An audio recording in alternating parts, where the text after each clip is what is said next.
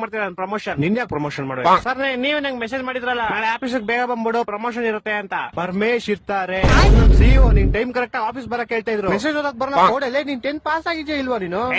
ನಿನ್ ಕೈಲಿ ಬೈಸ್ಕೊಳಕ್ ನಾನು ರಾತ್ರಿ ಎಲ್ಲ ಎದ್ ಕೆಲಸ ಮಾಡಿಲ್ಲ ಇಲ್ಲಿ.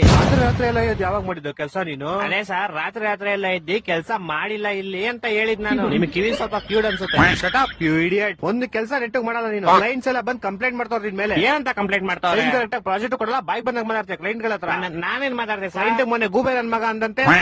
ಅದು ನಾನ್ ಅಂದಿಲ್ಲ ಸರ್, ನಾನ್ ಕೇಳಿದವ್ನ. ಗೂಬೆ ನನ್ ಮಗನೇನೋ ನೀನು? ಅವ್ನ್ ಇಲ್ಲ ಅನ್ಬೇಕಾಯ್ತು. ಅವ್ನ್ ಸುಮ್ನೆ ನನ್ನೇ ಗುರಾಯಿಸ್ತವ್ನೆ ಬೇವರ್ಸಿ ತರ. ಗೂಬೆ ನನ್ ಮಗ ತಾನೆ ಅವನು.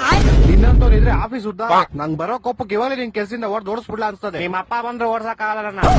ಯಾಕಂದ್ರೆ ನಿಮ್ ಅಪ್ಪ ಈ ಆಫೀಸ್ಗೆ ಹೆಚ್ಚಾರ ಅಲ್ವಲ್ಲ ಸರ್, ನೀವ್ ಹೆಚ್ಚಾರು. ನೀವ್ ಬೇಕಾದ್ರೆ ಓಡಿಸ್ಬೋದು ನಾನು. ಅಪ್ಪ ದೇವ್ರೆ, ಎಂತ ಗೋಳಿ ಮಗನ್ ಹೈರ್ ಮಾಡ್ಕೊಂಡ್ಬಿಟ್ನಪ್ಪ. ಮೆಸೇಜ್ ಓದಕ್ ಬರಲ್ಲ, ನೆಟ್ ಮಾತಾಡಕ್ ಬರಲ್ಲ, ಕೆಲ್ಸ ಅವ್ರು ಕ್ಲೀನ್ ಆಗಿ ಮಾಡಲಿ.